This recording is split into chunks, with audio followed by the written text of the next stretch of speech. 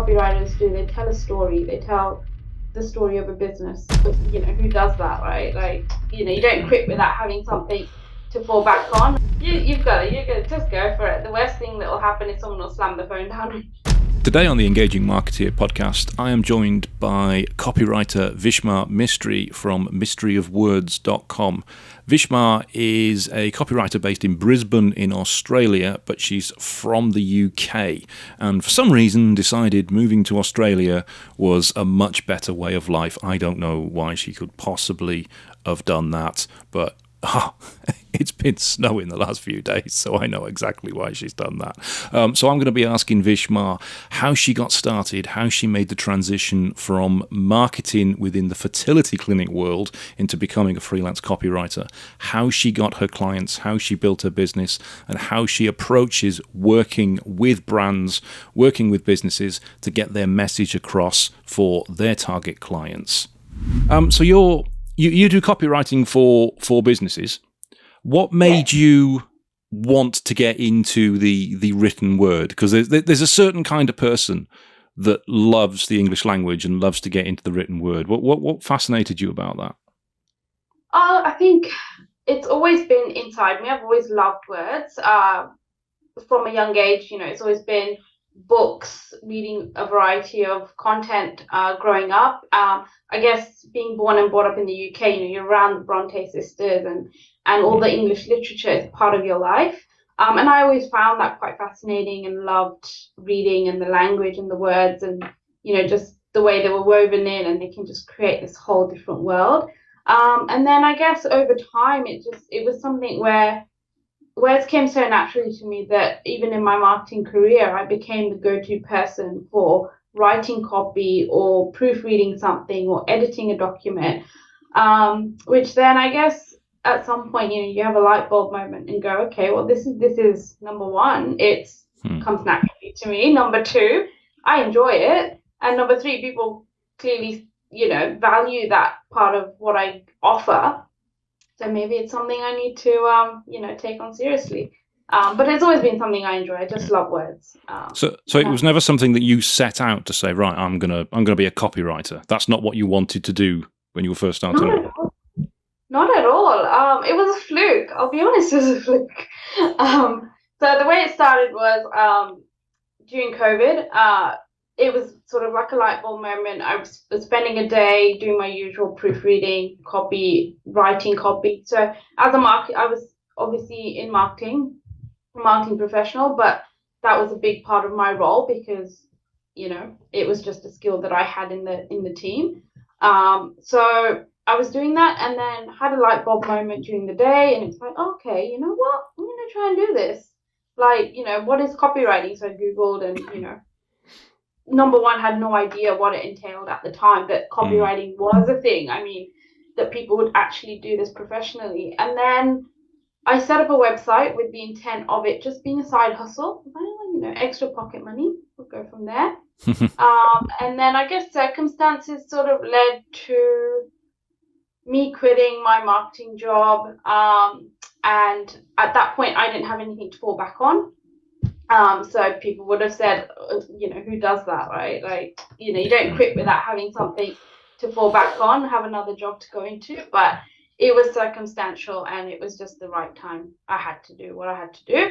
And then, I was just, I wasn't going to be one of those that relies on my husband. So I was like, right, I'm going to give this a go. I've set up a website. Let's start calling companies and see if anything comes from it. And then that's it. I think, how they say sometimes if the universe has got a plan, it puts you on the path and then the steps just sort of appear themselves. It's always a big step when you quit the luxury, the comfort blanket of full-time employment to go into business for yourself, especially when you don't have a business that you're going into. You're completely starting from scratch. What was that feeling like to do that? It was both nerve-wracking and exciting at the same time. I think it was definitely something that I wanted to pursue. And when you just have that gut feeling. So in that sense, I was really excited. I guess it was just more of a let's see where this goes initially. And then when I started, you do with the calls, the pitches, the challenges. Having been, being an introvert myself, I mean, it doesn't come as naturally, that confidence of picking up and just starting a conversation. So there were those challenges. And then, you have your, like you said, when you've got your 9 to 5, you've got that sort of that comfort zone, what's happening, where your next paycheck's going to come from. And, you're in the flow of things. But with this, it was challenging. It was exciting. It was nerve-wracking. It was like, I don't know where this is going to go. Worst case scenario, I'll just go back into a job. Doesn't matter. Do you know what you said there? I think is one of the things that frightens a lot of people about starting a business. It's not so much the leaving the comfort blanket of the job. It's the fact that they've got to get clients for themselves. They've got to phone people up and essentially pitch themselves to those people. And if they don't do that, then they don't get work. As a self-confessed introvert, how did you get over that? You know what? It's just believing in yourself and believing in what you have to offer and your skills that you have. I think a lot of self-belief is very important. And you can't sort of, you're going to get a lot of knockbacks. I mean, it wasn't easy free-flowing for me in the sense of, I called and I got the job. It was more, you call, people hang up, they, I had a number of phones just put down on me. But you just keep going. If you've just got to keep believing in what you do and have faith that, something is going to happen. If you're pursuing something, pursue it wholeheartedly. Otherwise, there's no point even bothering to do so. And how did you manage to get clients, to get business? What was the process you went through? What techniques actually worked for you? Well, so I as we spoke about Kate Toon before, I joined the Clever Copywriting School job board. So that was number one. There's a lot of training courses on there and so on. So, just making sure that my skills are up to date, and that I'm on the right path. I'm not just somebody who's coming and go, I know how to write, but does that then translate into a professional career and in terms of what it should offer? And then the job board is awesome that on there. So a lot of the jobs, it was, the companies posted on there, and I would just call or email. My first port of call was always phone. I think it just gives that personable relationship and humanizes the brand behind the voice, sort of thing. The voice behind the brand.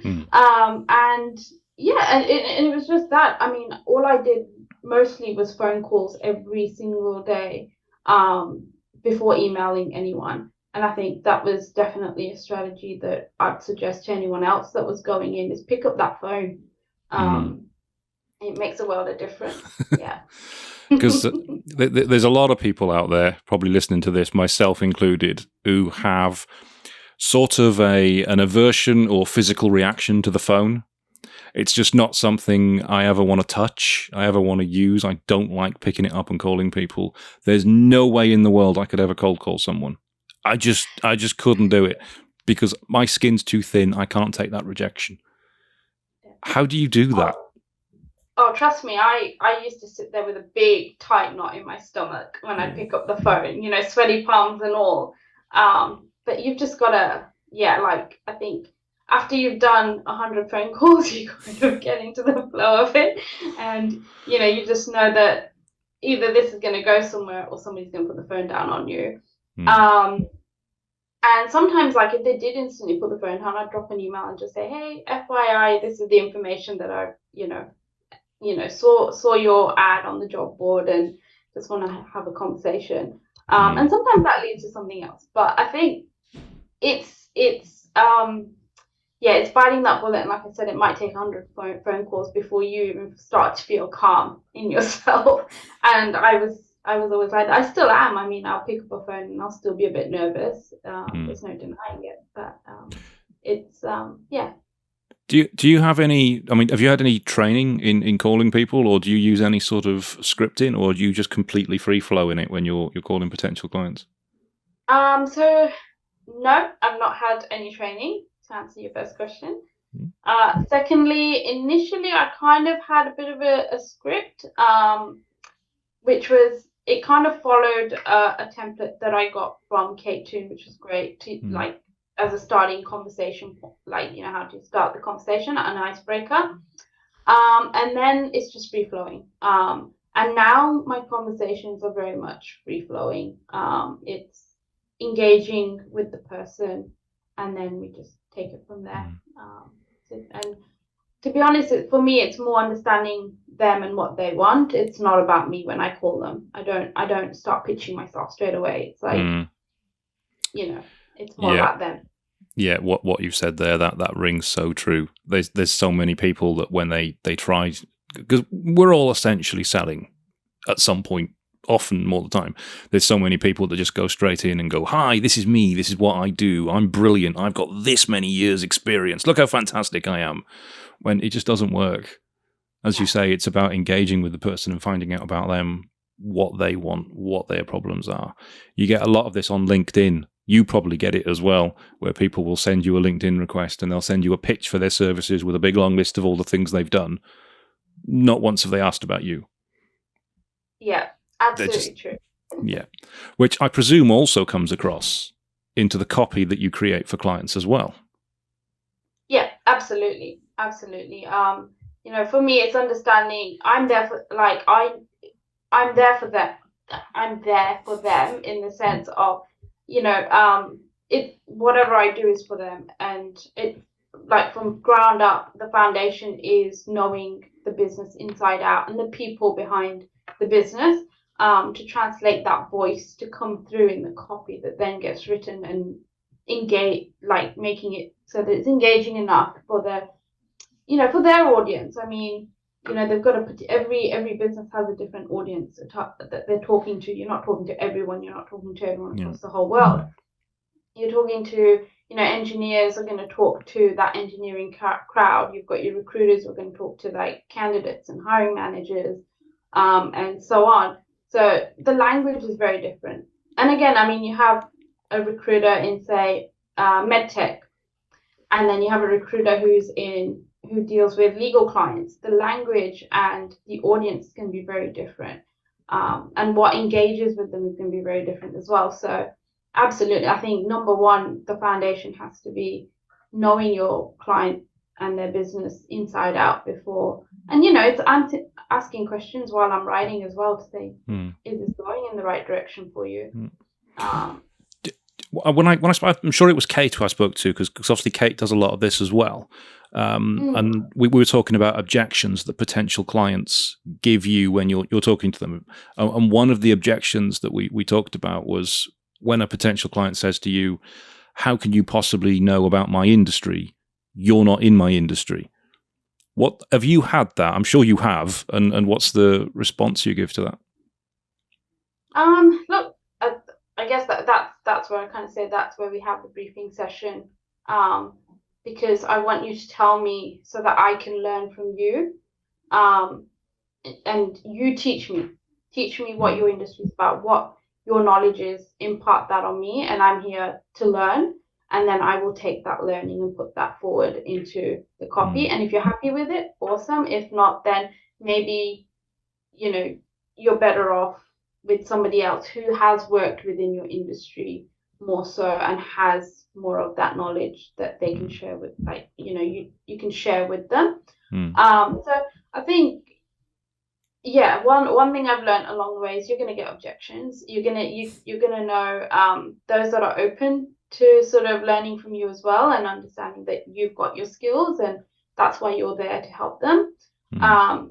And at the same time, you're going to get clients who are obviously going to say, "No, I know better."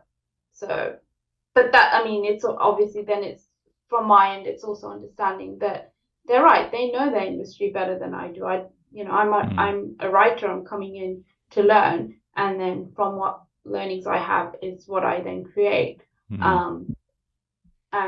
Yeah, if the marriage isn't perfect, then it's time to move on. Yeah, there's always some that know better, isn't there? There's always some that know better. But I found with a lot of businesses, they know their industry inside out, of course, because it's what they do, it's what they've done for, in many cases, decades. But what they don't know is how to convey that to people who don't know their industry, which are their target clients. Yeah, and it comes down to trust as well. I think trust is a big foundation of the client and copywriter relationship, in the sense that the client knows the business inside out, but it's them trusting the copywriter to then, like you say, convey that message in the perfect way to their audience, and that's what we're there for. And so yeah, I think trust is a big thing, and if you can't, then just keep it in house. Then do the work yourself. Yeah, do the work yourself. Which, as we know, a lot of the time they won't be able to, because I've been in web design for a long time, since the 90s, and any web designer listening to this will know the biggest issue with creating a website is getting the content out of the client. Because you'll do the design, you do the build, everything's okay. You'll say, right, we just need the content now. We just need the text to put in the website, and we're ready to go live. Oh, I'll get to it next week. I'll get to it. They never want to do it because they just hate writing content about their own business. They'd rather do anything else, which is where you come in, and copywriters like you, because you take away that headache from them, which they just do not want to do. Yeah, and one thing I've learned is when you're trying to write copy for your own business, it's hard. I found it hard to even write copy for my own website. And I think you're right. I think with web developers, that content needs to come because, and having worked with web developers as a marketer, one of the things which I used to focus on was getting that copy to them, so that they had the menu options and they could work out within the design where the menu is going to sit, where the copy is going to sit, because it's all fine and well designing something beautiful graphically, but if there's no text to go on it, where's the menu going to go? What are the call to actions going to be? As a web developer, you won't even know where to put the menu options on the actual website, because you won't know what the information is going to be to go with. So definitely, yeah, that was definitely number one priority as a marketer, and that was one thing I learned working with web developers like yourself very closely. And having that opportunity as well to having been involved in writing copy. So yeah, I think they go hand in hand. I think if you're going to start a website project, put your content as number one, and then that translates across into your design. Absolutely, because it saves so much time and money as well. Because if a lot of clients, a lot of business owners, when they get shown a web design, they might like the web design, but if the content in the web design is Latin lorem ipsum placeholder text, or is text from their old website that they know is outdated, it'll jar in their head, and they'll say, "Oh, that's not my text, I don't like that." And they won't know why they don't like it. They just won't like it. Whereas if it's got the new copy that is about what their new brand is about, what their new website is about, it's going to marry up and they'll like it, and you'll get approval a lot quicker. So yeah, big tip for web designers out there: get in touch with a copywriter, get them on board from the start. You'll find that you'll get your web designs approved a lot quicker. They'll go live a lot quicker. You'll get paid a lot quicker.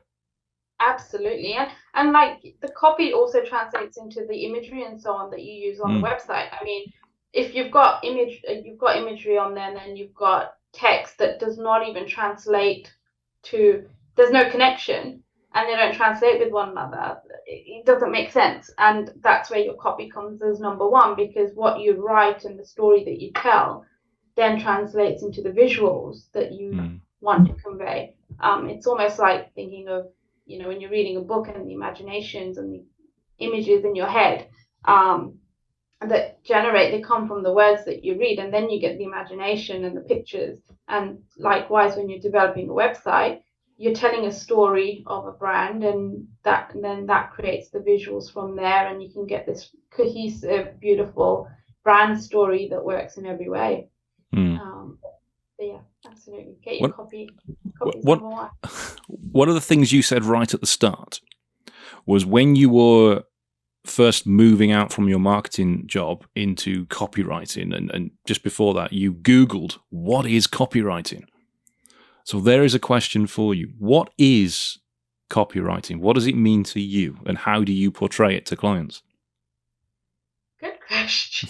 It was your question. It was your question. when you do it every day, after a while, you kind of go, oh, okay, what is copywriting? Because I think, look, there'll be so many different answers for what is copywriting. I mean, you'll have your basics of copywriting is, words that are written for websites or blogs and social media and so on. And that's what a copywriter does. But I think from my perspective, it's telling a story. Um, you're telling a story to someone, and it's your brand story, it's your business story, and that's what copywriters do. They tell a story. They tell the story of a business and its services. To put it in simple terms, just creative storytelling. Okay, I think that's pretty good. Yeah, it is about telling a story. Yeah, because people buy into stories. Because Absolutely. there's that old adage, isn't it, that facts tell, stories sell. If you want to sell, tell a story. Tell a story of the brand that people can associate with, that they can buy into, that they'll remember. Because if you stand up and give a sales presentation and just talk about a load of facts about your company, no one's going to remember it. No, you've got to be creative about what you write. It like I said. I mean, you pick up a book, and if it's absolute gibberish and boring with long words, and you just go, I cannot read this, you're going to put it down, and you're not going to go back to it. Whereas if you've got a book where it's easy words, something that's going to even make you giggle, with puns and all, and you're going to enjoy it, and then you're probably going to suggest it to the next person, because whilst it might not be something groundbreaking, you've enjoyed it, and you think somebody else will as well. So yeah, you've got to be very creative with your storytelling, and I think more so also in today's day and age. I mean, it's not just about your print material anymore. We're on webs, we're on socials, so the language is also changing as we go, and people want something that's gonna make them laugh. That's an interesting point there. The difference between print and digital. How have you found that in terms of producing content? But I think whilst they both sort of marry in some way, because you've got to be consistent in your language and tone and so on that you use across across all platforms. There's definitely a big difference in the sense of number one, there's more of a digital shift, so print is definitely less in terms of what people are requesting. Number two, when it does come to the copy, they're both condensed in a lot of ways. Obviously, your website is a lot more condensed. People just want short, snappy content that's readable, and that again is also almost your website is becoming your print brochure in a way. So if we are creating any print brochure, it's almost like an e-document, which is a really quick snapshot.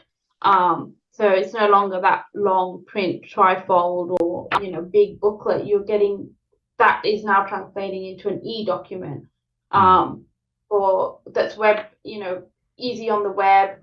It's easy to read on mobile, and you can just download a PDF quickly, and it's again short copy. It's quick and easy to read, and I think with the web as well, it's become very.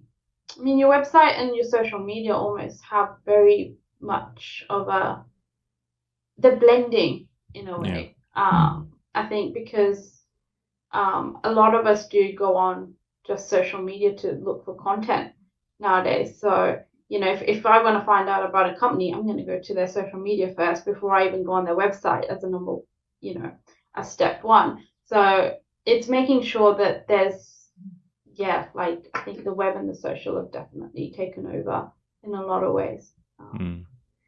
And one thing I wanted to ask, when you first started out, what was the first big client you got, or the first exciting client that made you go, yeah, this is why I'm doing it. This is why I wanted to do it. The first, I think all of them. That's the politician's answer. All of them. Because each time you win and you get a client, you do feel good, I think getting my first client was for me really, really exciting. I'll be honest, it was very exciting. Like, oh wow, okay, this is happening, and it made it more real. Mm. So that for me was very, very exciting. And I think going further along the lines, one of the biggest clients that I've worked with that really got me excited was a doctor from Yale University. Wow. And yeah, he's a Gaucher disease specialist, and they do a lot of research. He's done a lot of pioneering research on Gaucher's disease, and that's developed into treatments and so on. And getting that project for me was beyond exciting. I mean, Yale University, you know, and so it was exciting. And to be honest, it was a big project because I got to dive into the creative side of styling the brand from scratch. In terms of sort of like taking in the psychology of fonts and colors and images and bringing all of that together, developing a website, and then also writing the copy to go with. And so that for me was a huge win. And yeah, if I'm going to be a politician, I'll say each one is just as exciting as the next. Yeah. So you've got a medical background, haven't you? Because you worked for, was it a fertility clinic? Yeah, so surprisingly, my marketing career has always taken me into that medical arena, which is great because I've always loved science, having wanted to go into science at one point in my life, but being mathematically weak, it was something that was recommended not to do. But then thankfully, my marketing career has sort of taken me that way. So while I was in the UK, I started at 3M in their surgical gowns and drapes department. So the surgical drapes that they use when they're operating. And then, after coming here, there were a couple of other jobs in between. And then I was at a fertility clinic for 7.5 years. Wow. Marketing. Yeah. Because medical content obviously is very specialist. There's a lot of copywriters stay away from things that are that specialist because you need to have a lot of knowledge about it and you need to be quite sensitive with a lot of medical content that you're writing. Is this a niche that you've carved for yourself? Is it something that you do a lot of and want to do more of? I think like I said, I think it's become a niche by fluke. It's just happened for me that my career has taken me towards that way. And yes, I do have a couple of, medical clients along the way. In saying that, I've not niched myself in copywriting because I see myself as a lifelong learner. I like learning about anything and everything. And there's a lot to learn. And I think that's where my copywriting helps is I get to learn about different industries and, different backgrounds and everything. So look, I love medical, and I'm not saying I wouldn't take any more of that on. I absolutely love it. There are certain guidelines and so on that you've got to be absolutely aware of when you're writing this content. And like you said, being sensitive to what you're putting out there as well. I do love medical, and I'd love to, dive in further as well into the different fields that are out there. I think neuroscience is one I'm kind of looking at the moment. So what field of science was it that you were interested in getting into before somebody told you your maths isn't strong enough? Initially, it was sort of like that sort of heart surgery and brain surgery sort of stuff. So you're aiming high then? You're aiming for the top? Yeah, I loved biology. I absolutely loved biology. And I still do. I've got you look in my library, I've got a couple of science books and I'm always reading, anything new. I think my latest fascination is definitely neuroscience and genetics. I find that quite fascinating, and how, we're all I read a book recently called The Selfish Gene, and that was very interesting. There's a point in there where he discusses how we're in simple layman terms that each human being is almost like a photocopy, and then when you photocopy paper, words at some point they start smudging or something happens, and that's kind of how human DNA also replicates, in the sense of when mutations start to happen. How we're always still mutate, our genes are constantly mutating even while we're having this conversation. Well, there's a lovely thought. Never a dull moment. Oh, right. You mentioned how you studied in the UK and you worked for 3M in the UK, and then you just casually moved to Australia. What prompted that? So I was born and brought up in the UK, and after I got married, my husband happened to just apply for a job here, and overnight it just happened. We Did just he tell moved. you before he applied for that? Oh yeah, Oh, I right. mean, Just I think we discussed when we met oh, originally, and right. So it was on the cards, possibly. Yeah. it was on the cards possibly, and hey, it was meant to be, so it's meant to be. And And what's the main sort of culture differences between UK and Australia? I guess people are a lot more laid back here. I'd say, well, Brisbane wise, I would say everyone's a lot more laid back. And I think in Brisbane they are a lot more friendlier. I think UK has definitely got that history and multiculturalism a lot more, which is growing here. Uh, yeah, and I haven't been back in a very long time, so I can't tell whether things have changed. Well, let me just look out the window for you. You'll be amazed to learn it's sunny. Ah, It's what still. are the temperatures though? Oh, it's bloody cold. Don't get me wrong. Oh. You wouldn't want to go out. Yeah, it's all right if you're looking through the window. It looks all right, but do not go out in it. No. Deceiving. I heard it was snowing. Was it last week or the week before? It was, yeah, quite bad. Yeah. We had family sending lots of WhatsApp photos of snow, and just I was like, it's 35 degrees here.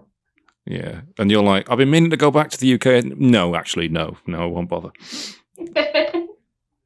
So with copywriting, because we do copywriting for some Australian businesses, and we do stuff for UK and Canada and the United States.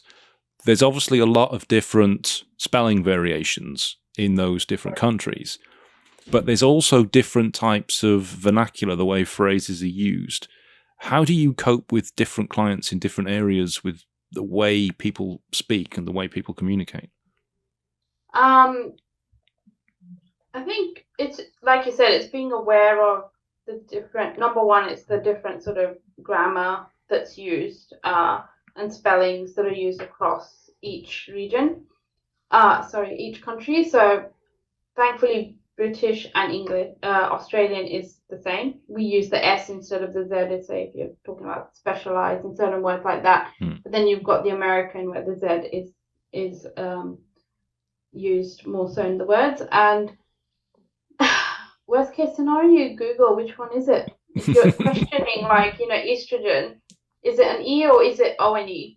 And, there's certain things like that where sometimes you just have to get a second head in to go, okay, well, which one are we looking at? So that's one way of looking at it. And also just having my conversations with clients, picking up on their language, during the briefing session as well, the do's and don'ts that they do mention. I always say to them, please let me know if there's certain types of language you don't want me to use, or if there is certain terminology that you want included in the copy that we are going to put together, because that will then help me, bring in that language as well. And it's also a lot of reading. I mean, reading content from different countries so that you're capturing that sort of the language that's coming from there.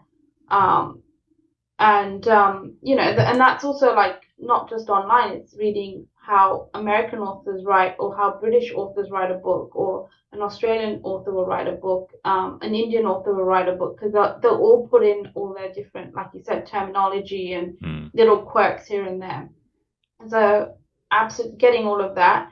And also listening to podcasts. I find like you can learn so much from podcasts, like the language and the tone and the accents, and just we all put in our little, gimmicks here and there, don't I think as Brits we say things in a particular way, and as Aussies there's a lot of slang as Aussies.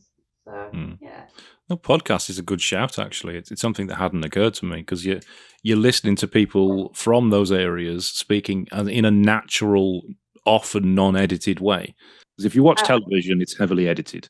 You know, if you watch the news in the UK, you're listening to BBC English. People do not speak like that. You know, it's not normal. But podcasts is normal people, by and large, from the areas and where they are, and they're talking in a normal way. So it's a good way to pick up the sort of dialect, the lingo.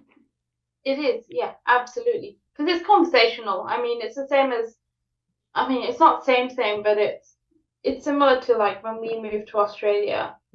You know, we slowly found that there were, over the years, we kind of picked up certain ways of saying certain words. Instead of data, you say data. But it's the same thing. Instead of memo, they say Nemo. And they say Mimo? Really? Wow. That's what I heard from my husband one day, because he got asked at work initially. I think this was within his first year. Oh, you know, do you have a did you get the Memo? And he's like, the what? Yeah. Isn't that a fish from a Disney movie? What the? So yeah, it like I said, your podcasts at the moment are awesome. You do pick up on a lot of stuff. So yeah, absolutely. One thing you mentioned a few moments ago was when you were talking about creating content, you looked at the psychology of the colours and the fonts. I've not known copywriters go into that level before, because that seems to be normally outside of copywriting. What did you mean by that, and how does that impact? So it came about when I was working as a marketer and working with web developers, and I got so intrigued by the way we use fonts and colors, like how we pick them. So I went and did further reading and research and studied the science behind brand colors and that color psychology wheel, and how they create different emotions within each one of us. So hence why I like to bring, like, with some clients, they sort of ask me to style their brands for them, and it's working. It's diving deep. Like it's number one, learning everything about the organization itself, their story, and then translating that through the colors and the psychology of colors, to bring those colors alive on their website and social media and so on. And with the fonts as well, I mean, when we see different types of fonts, different sizes, why the sizes matter, the spacing between them, the impact that creates, why certain font styles are chosen, and what that says about the company in itself. So that, like, I think you'd notice the difference between, say, what a creative individual uses for their, the fonts that they use for a creative business compared to what you would see on a medical website, for example. Yeah. If you went to a medical website, you're more likely to see a certain particular types of blue in terms of colors, because they convey a sense of calm, yet also that science element comes into the blue coloring that's used. So yeah, it's interesting. Yeah, I mean, as I say, most copywriters don't get involved with that at all. I spoke to a copywriter recently, and their website was, well, it looked like Microsoft Word. You know, it was a photograph and some text, and the text was wonderful, obviously, but it did not look like a professional business website, which of course does them a disservice, because the image that they're portraying does not convey the skill that they have in terms of how they help people with the copy. So that image is important, isn't it? No matter what your industry, the image that you have is important. Otherwise, you're not going to build a business. Absolutely. And I think for me as a copywriter, I still have that marketing element in me. So, and as a copywriter, the way I see it is, if I'm not just somebody there to write words. If I'm putting words there, they've got to speak the story in every way. And that's where, like, I work with brands where I do their social media graphics for them, conveying those colors and the images that should, tell that story as well. Because if I'm just skimming social media and I'm not going to read the words, which likely happens, you still want to be able to tell the story through the images in the right way and convey that message and the emotions that you want to put across. And so, yeah, I think it all marries up. And like I said, when you're even working with web developers, I mean, copy is the foundation of the design, and to bring that web developer's work to life as well and make it an absolute gem, so that it does the job that you want it to do. It's not just about the words, because you can have a white page and put words on there, but it's not going to do what we want. And you can't have, you can't be in the medical field and then have, bright yellow and orange and pink and all of that. I'm not saying that, like, I'm sure it's there, but it's got to be in a particular tone. And that's how colors work as well, in terms of they've got their, seasons is what they work in. You've got your autumn, summer, winter, spring, and bring that in. That's really good to hear you say that as well. As I say, it's the marriage between the content and the meaning of the content, also the design, that makes it work. One without the other is either going to look pretty and not do anything, or it's going to be meaningful but no one's going to read it because it doesn't look pretty in the first place. So it's about getting the two important things together. So that's great. What does the future hold for you? What are your plans going forward? At the moment, I'm taking one day at a time. I'm kind of at that point of growth, so I think I'll soon be taking the next step in that growth area. And what's that next? What's that next step? I guess it's to be honest, maybe just hiring one more person to sort of help manage the workload initially. And then, I guess seeing what the vision board holds going forward. But I don't want to lose the quality that I offer by going too big. I think that's where a lot of businesses sort of lose, where they grow, they kind of lose the foundations of where they began. Problems with scaling. I'd like to sort of grow, but not too far where you lose the actual values that you offer, and that's why people come to you. I still like to keep that. I'm more quality over quantity kind of person. So. Would this be your first hire, or have you got people already? It would be my first hire. Right. Yes, I remember that. It is difficult because, you're essentially hiring somebody to take on the work that you do, and you want to make sure that they do it to the quality that you do it. And you're constantly going to be looking at what they do, thinking, I would have done that differently. Don't do it like that. Do it like this. And then you just want to take over. Well, if you've got any tips, I'm open to having those tips and advice. Any advice that you can impart, that would be great. Well, you might not necessarily, for example, need someone to do the content, the copywriting yourself.